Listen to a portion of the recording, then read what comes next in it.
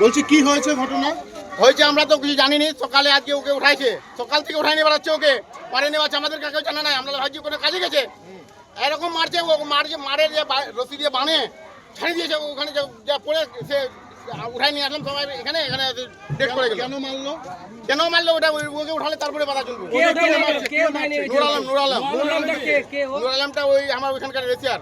কে ও কোনো পার্টি করে? TMC party করে। তৃণমূল পার্টি? হ্যাঁ, কেন পলিটিক্যাল কারণে ওই সিপিএম এর ঝান্ডা নিয়ে ঘুরছিল, আমরা করিনি। রাজনৈতিক কোনো গন্ডগোল হ্যাঁ, হচ্ছে? রাজনীতি গন্ডগোল এটা।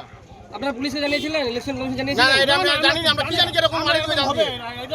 ও তো আমার একটা গ্রামের ওখানে এখন উঠছে। কি দাবি করছেন আপনারা? আমাকে ওকে অ্যারেস্ট চাই, আর আমরা রোড জাম করবো, যখন অবধি আমাদের বিচার হবে না তখন অবধি আমরা ছাড়বো না, নাহলে আমরা ইলেকশনের পরে আমাদেরকে আরো মারি দিবে সবাই। ওকে কোথায় আমার বারবার আমাদের উপরে চর্চা হয় এটা, ওকে কোথায় নিয়ে গেছিল মারতে? ওটা আমরা বুঝতে পারি না। সাতটা নিয়ে ছাড়লো, 6:30-7টা নিয়ে ওকে নিয়ে ছাড়লো। ওকে পেলেন কোথায়? ওকে পালাম বাড়ির পিছনে ছাড়িতে ভাই গেছে। আপনাদের ওনার বাড়ি কোথায় যে মারা গেছে? নিহালপুর।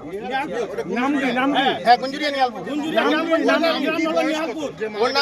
ওর নাম নুর আজম, আজমল প্রধানের এস প্রধানের ছেলে, ও মারা গেছে। কোন পার্টি করে? ও সিপিএম পার্টি করতো আগে, সিপিএম পার্টির প্রধান ছিল। যে মারছে ওর নাম কি?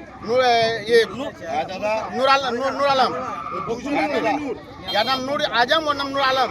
যে মারা গেছে ও নূর আছে। হ্যাঁ, কে মারলো? কে তৃণমূল করে? হ্যাঁ? তৃণমূল পার্টি করে? কে? ওর ভাই